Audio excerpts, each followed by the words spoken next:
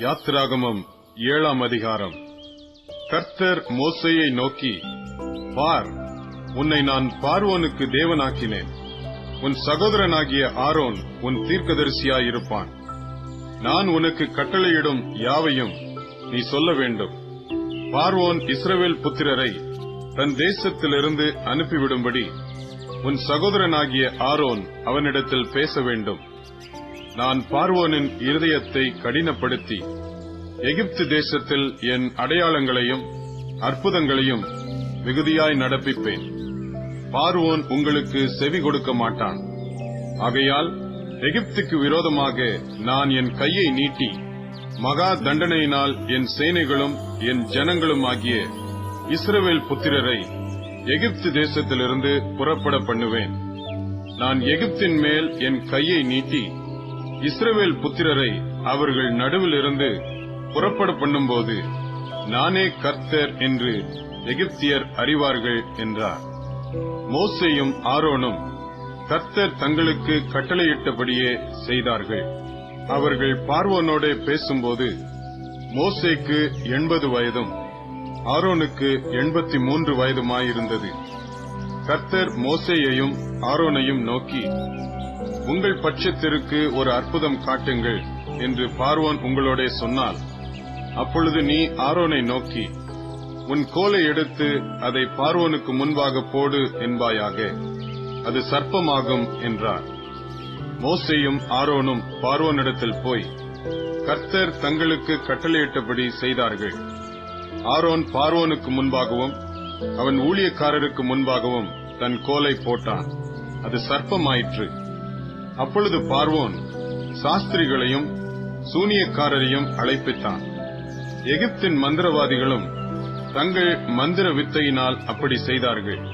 அவர்கள் ஒவ்வொருவனாக தன் தன் கோலை போட்டபோது அவைகள் சர்ப்பங்களாயின. ஆரோனுடைய கோலோ அவர்களுடைய கோல்களை விழுங்கிற்று. கர்த்தர் சொல்லியிருந்தபடி பார்வோனின் இருதயம் கடினப்பட்டது. அவர்களுக்கு செவி கொடாமற் போனார். அப்பொழுது கர்த்தர் மோசேயை நோக்கி, பார்வோனின் இருதயம் கடினமாயிற்று, ஜனங்களை விடமாட்டேன் என்கிறான். காலமே நீ பார்வோனிடத்துக்கு போ. அவன் நதிக்கு புறப்பட்டு வருவான். நீ அவனுக்கு எதிராக நதியோரத்திலே நின்று சர்ப்பமாக மாறின கோலை உன் கையிலே பிடித்துக்கொண்டு அவனை நோக்கி, வனாந்தரத்தில் எனக்கு ஆராதனை செய்ய என் ஜனங்களை அனுப்பிவிட வேண்டும் என்று சொல்லும்படி எபிரெயருடைய தேவனாகிய கர்த்தர் என்னை உம்மிடத்துக்கு அனுப்பியும் இதுவரைக்கும் நீர் கேளாமற் போனீர். இதோ என் கையில் இருக்கிற கோலினால் நதியில் இருக்கிற தண்ணீர் மேல் அடிப்பேன். அப்பொழுது அது இரத்தமாய் மாறி நதியில் இருக்கிற மீன்கள் செத்து நதி நாறிப்போம்.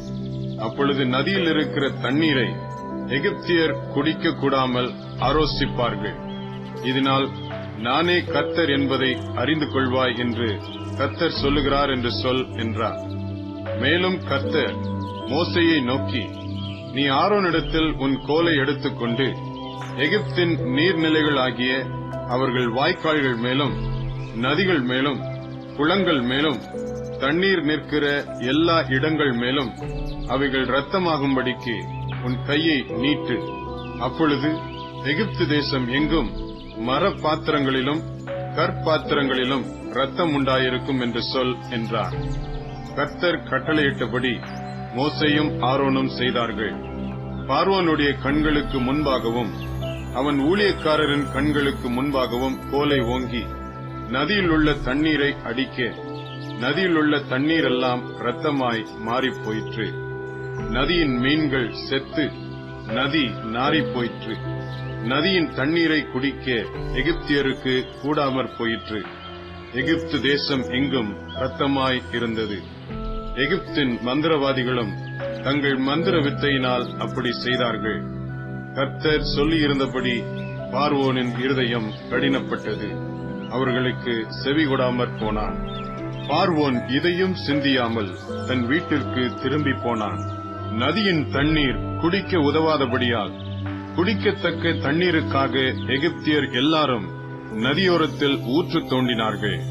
கர்த்தர் நதியை அடித்து 7 நாள் ஆயிற்று.